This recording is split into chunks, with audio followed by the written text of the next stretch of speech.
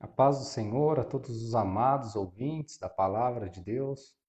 Gostaria de hoje meditar juntamente com os irmãos que nos acompanham e desfrutam de uma vida diária com Deus. No livro, na epístola escrita pelo irmão Tiago, no seu capítulo de número 3, alguns versículos para a nossa meditação. Diz assim: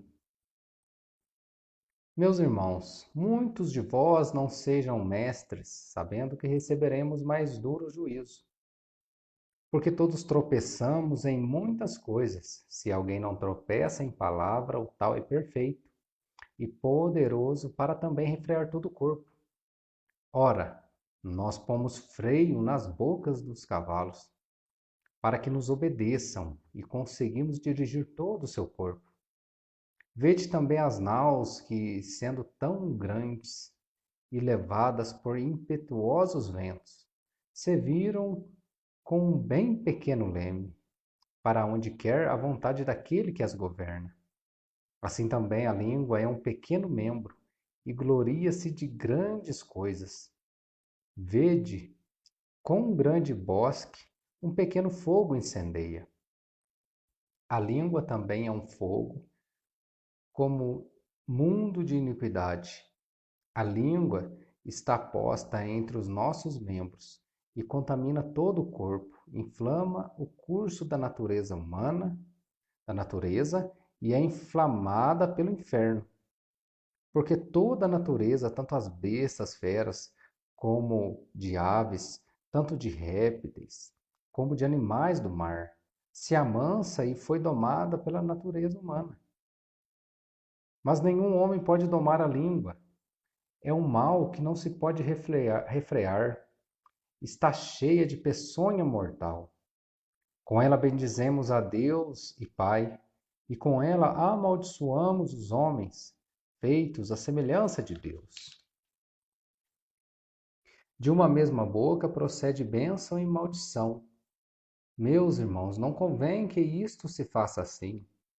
Porventura deita alguma fonte de um mesmo manancial água doce e água amargosa? Meus irmãos, pode também a figueira produzir azeitonas, ou videira figos? Assim tampouco pode uma fonte dar água salgada e doce.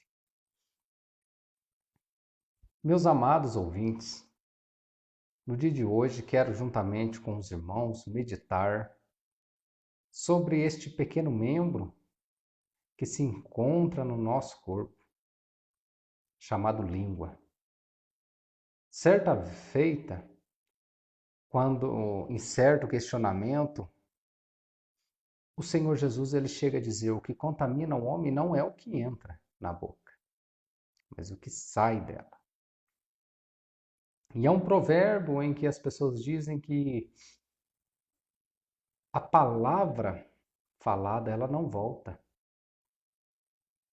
Então, quando nós externamos aquilo que está na nossa mente, ou seja, traduzimos muitas das vezes nossos pensamentos e a nossa língua profere aquilo que estamos pensando. Isso pode ser para nós bênção ou maldição.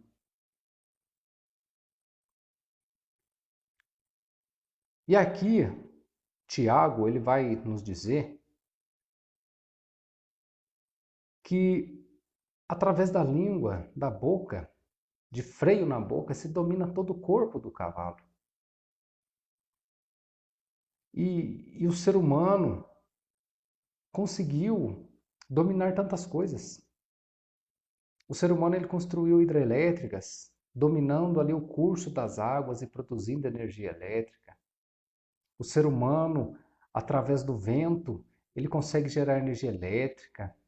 Tinham as primeiras embarcações de navios que utilizavam a força dos ventos. Mas o ser humano não consegue dominar a sua língua.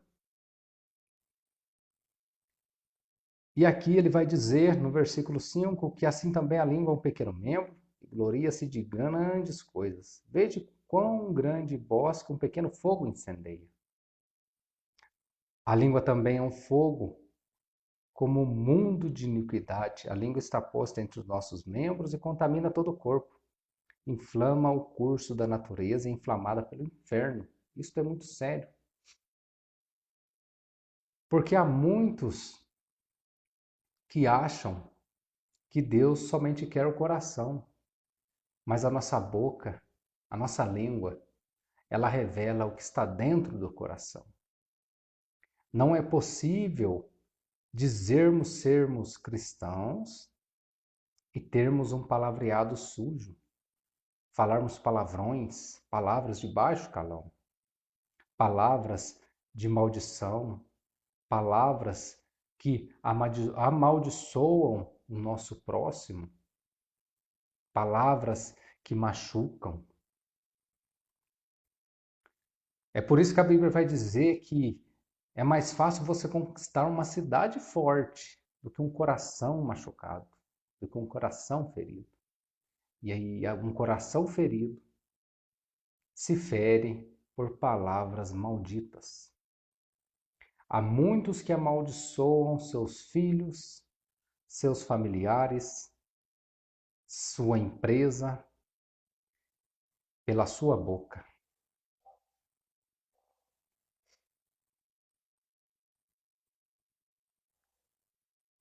Versículo 9.